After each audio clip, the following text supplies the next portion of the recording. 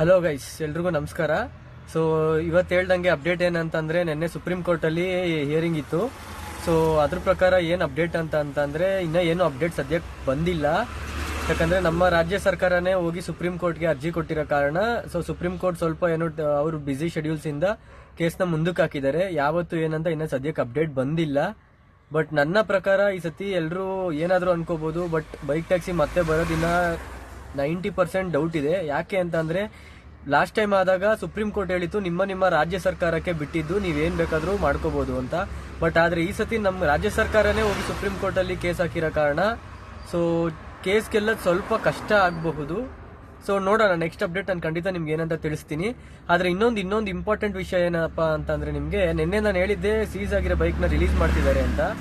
ಆದ್ರೆ ರಿಲೀಸ್ ಮಾಡ್ತಾ ಇರೋದು ಫ್ರೀಯಾಗಿ ರಿಲೀಸ್ ಮಾಡ್ತಾ ಇಲ್ಲ, ನೀವು ಫೈನ್ ಕಟ್ಟಬೇಕಾಗತ್ತೆ. ಫೈನ್ ಬಂದು 5000 ಸಮಥಿಂಗ್ ಇದೆ. ಆದ್ರೆ ಪ್ರತಿಯೊಂದು ಡಾಕ್ಯುಮೆಂಟ್ಸ್ ಅಪ್ ಟು ಡೇಟ್ ಇರಬೇಕು. ಒಂದ್ ವೇಳೆ ಇನ್ಶೂರೆನ್ಸ್ ಲ್ಯಾಬ್ಸ್ ಆಗಿರ್ಬೋದು ಅಥವಾ RC ಕಾರ್ಡ್ ಇಲ್ದರಂಗ್ ಆಗಿರ್ಬೋದು, ಎಮಿಷನ್ ಇಲ್ಲ ಅಂದ್ರೂ 1000 ರೂಪೀಸ್ ಫೈನ್ ಇದೆ. ಸೊ ಪ್ರತಿಯೊಂದು ಡಾಕ್ಯುಮೆಂಟ್ಗೂ ಅದರದೇ ಆದ ರೀತಿ ಫೈನ್ಗಳು ಕಟ್ಟಬೇಕಾಗತ್ತೆ ನೀವು ಒಂದ್ ವೇಳೆ ಇಲ್ಲ ಅಂದ್ರೆ.